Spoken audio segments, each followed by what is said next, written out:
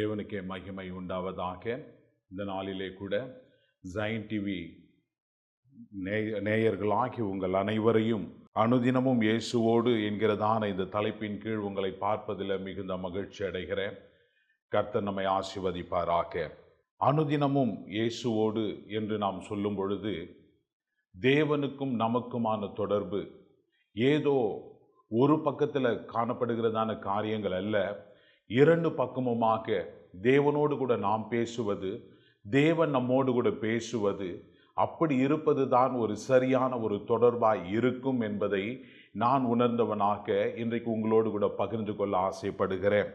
அப்போது நாம் எப்படி தேவனோடு கூட நாம் தேவனோடும் தேவன் நம்மோடு கூட இருக்கின்றார் என்பதை நாம் எப்படி அறிந்து கொள்ள முடியும் என்று சொன்னோம்னா, தினந்தோறும் நாம் வேதத்தை வாசிக்கிறவர்களாகவும் ஜெபிக்கிறவர்களாகவும் நாம் இருக்க வேண்டும். அதுதான் சங்கீதக்காரன் தாவீது இப்படியாய் தம்முடைய வார்த்தைகளில் சங்கீதம் 1 அதிகாரம் 2, 3 வார்த்தை இப்படியாய் சொல்லுகிறது: கர்த்தருடைய வேதத்தில் பிரியமாய் இருந்து இரவும் பகலும் அவருடைய வேதத்தில் தியானமாய் இருக்கிற மனுஷன் பாக்கியவான். அவன் நீர்க்கால்களின் ஓரமாய் நடப்பட்டு தன் காலத்தில் தன் கனியை தந்து இலையுதிராதிருக்கிற மரத்தை போல் இருப்பான். அவன் செய்வதெல்லாம் வாய்க்கும் என்று சொல்லப்படுகிறது.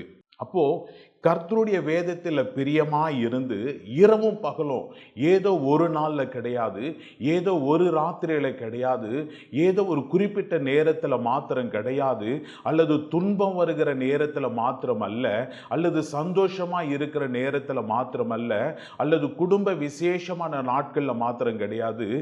எப்பொழுதுமே நம்ம இரவும் பகலும் அவருடைய வேதத்தில் பிரியமாயிரு தியானிக்கிற மனுஷன் அவன் பாக்கியவான். அவன் எப்படி இருப்பான்னு சொன்னோம்னா, நீர்க்கால்களின் ஓரமாய் நடப்பட்டு தன் காலத்தில் தன் கனியை கொடுக்கிற இலையுதிராது இருக்கிற மரத்தை போல் இருப்பான். அப்போ தன் காலத்தில் தன் கனியை கொடுக்கிற இலையுதிராது இருக்கிற மரம், நீர்க்கால்களின் ஓரமாய் நடப்பட்ட மரம்.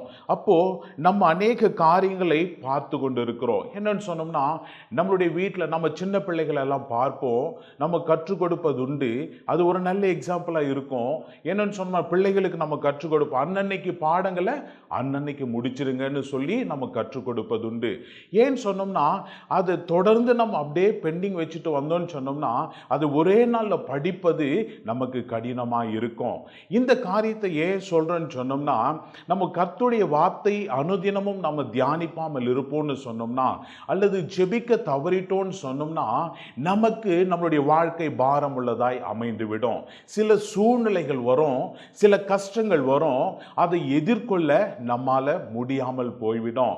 அநேக இடங்களில் பார்ப்பதுண்டு, எனக்கு சில பலவீனங்களின் நிமித்தமா நான் உபவாசம் இருக்கிறேன், ஸ்பெஷல் ப்ரேயர்னு சொல்லுவாங்க. அப்போ உபவாசம் இருப்பது நல்லது தான், தனி ஜெபம் இருப்பது நல்லது தான், விசேஷ ஜெபங்கள் அவசியம்தான். ஆனால் கர்த்தருடைய வேதத்தின்படி ஒரு சில காரியங்களை நான் சொல்ல ஆசைப்படுகிறேன். நாம் அனுதினமும் தேவனோடு கூட இருப்பதினால நமக்கு விசேஷமான நேரங்கள், நமக்கு அந்த நேரமே நமக்கு போதுமானதாய் இருக்கும் என்பதை நமக்கு வேதம் தெளிவுபடுத்துகிறது. அவ்வாறு நாம் இல்லாத பட்சத்தில் ஒரு இடத்துல ஒரு சின்ன உதாரணத்தை நான் சொல்ல ஆசைப்படுகிறேன். ஒரு செடி வைக்கிறோம், ஒரு செடி வளர்க்கிறோம். அந்த செடிக்கு நம்ம ஒரு டிராக்டர் தண்ணி ஊற்ற வேண்டிய அவசியம் இருக்கா? அல்லது ஊத்தனா அந்த ஒரு டிராக்டர் தண்ணி அதை ஏற்றுக்கொள்ளுமான்னு சொன்னோம்னா அதுக்கு தேவை கிடையாது. அதனால 2 குடம் தண்ணியை தான் ஏற்றுக்கொள்ள முடியும். அந்த 2 குடம் தண்ணீர் அதற்கு போதுமானதா இருக்கும். அப்போ டிராக்டர் அளவு தண்ணி கொடுத்தோம்னாலும் அதனால் அது ஏற்றுக்கொள்ள முடியாது. ஆகையினால நம்ம தினந்தோறும் தேவனோடு கூட நம்ம எவ்வளவு நேரம் செலவிடுகிறோம், எவ்வளவு நம்ம முயற்சிக்கிறோம், அதுதான் நமக்கு அவசியம். ஒரு பிரச்சனைன்னு வந்துட்ட பொழுது தேவ சமூகத்தில் போய் அமர்ந்திருப்போம்னு சொன்னோம்னா அதுக்கு உடனே நமக்கு பதில் கிடைக்குமான்னு நம்ம எதிர்பார்க்க முடியாது.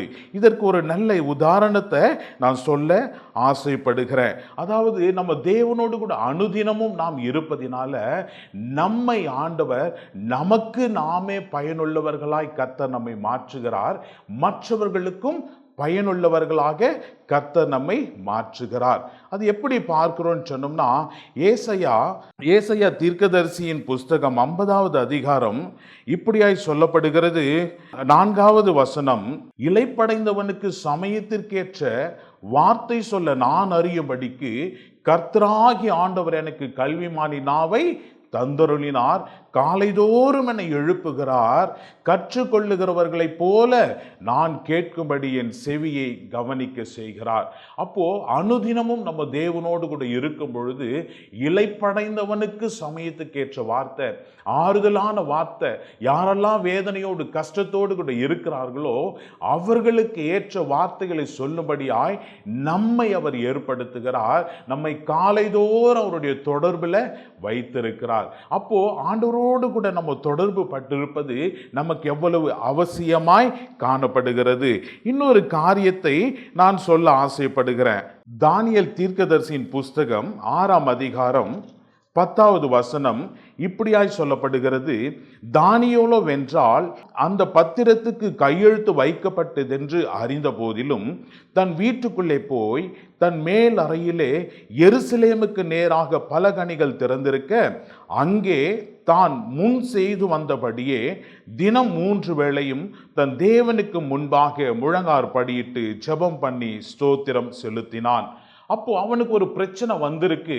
தரியு ராஜா என்ன செய்திருக்கிறான்னு சொன்னோம்னா, அவருக்கு விரோதமா மற்ற தேவர்களை வணங்குகிறவர்களை சிங்க கபியில போடப்படும் என்கிறதான ஒரு தாக்கீதிடப்பட்டிருக்கிறது, ஒரு கட்டளை பிறப்பிக்கப்பட்டிருக்கிறது.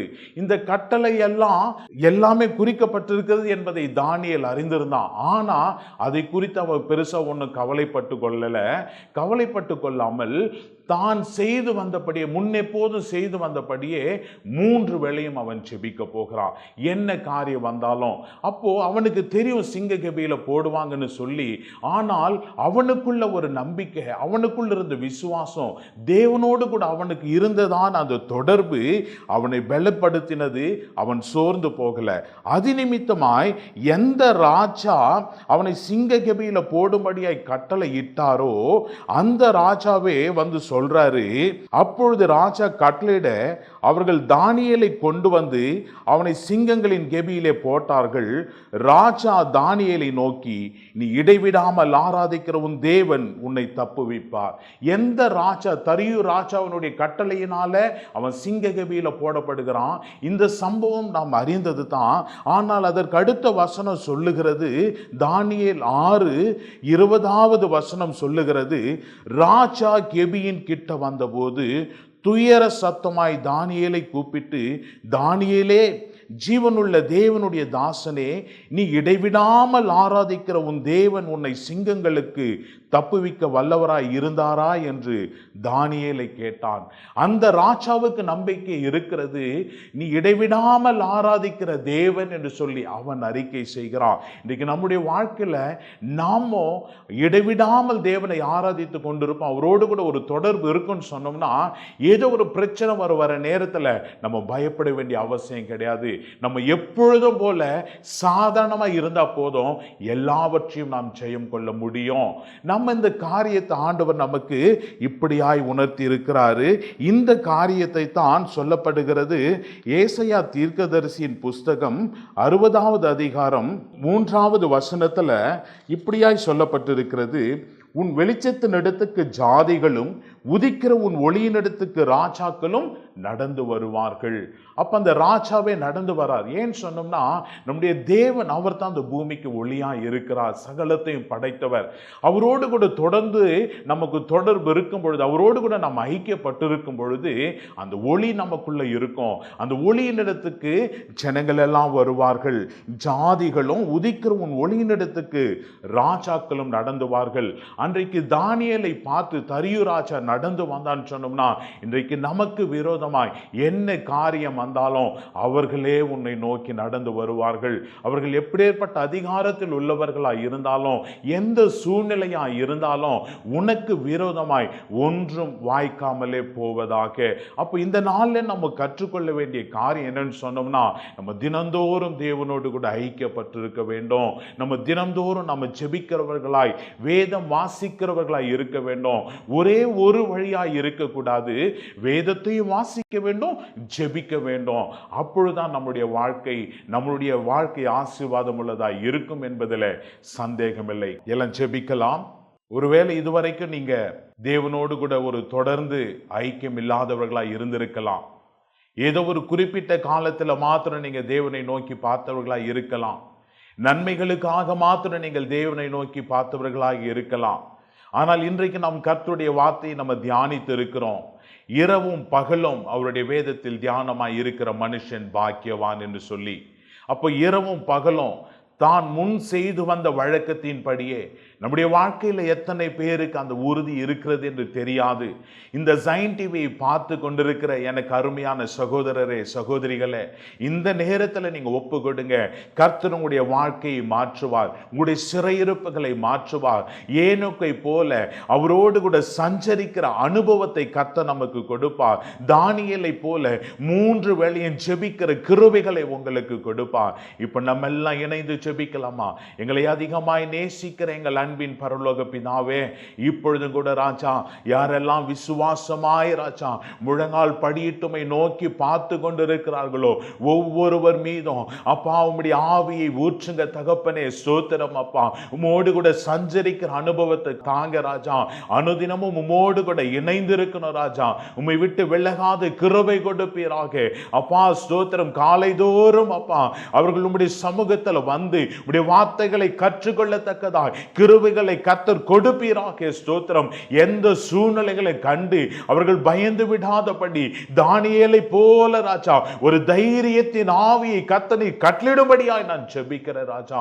கிருபையுள்ள கரத்தில் ஒப்பு கொடுக்கிறேன். நீர் அப்படியே செய்ய போகிறதற்காய் உமக்கு நன்றி செலுத்துகிறேன். அநேகருடைய வாழ்க்கை ஆசீர்வதிக்கப்படுகிறது, அதற்காக உமக்கு நன்றி செலுத்துகிறேன் ராஜா. மீட்பர் இயேசுவின் மூல ஜெபம் கேளும் ஜீவனுள்ள நல்ல பிதாவே. ஆமென், ஆமென். கர்த்தர் தாமே நம்மை ஆசீர்வதிப்பாராக. ஆமென்.